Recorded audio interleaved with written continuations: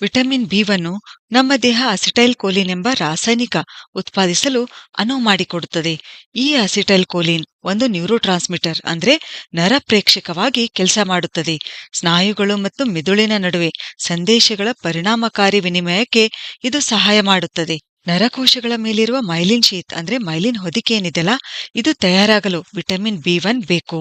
ಗಾಬಾ ಅಂದ್ರೆ gamma amino ಬ್ಯೂಟರಿಕ್ acid, ಇದು ಒಂದು ನ್ಯೂರೋ ಟ್ರಾನ್ಸ್ಮಿಟರ್ ನರಪ್ರೇಕ್ಷಕ.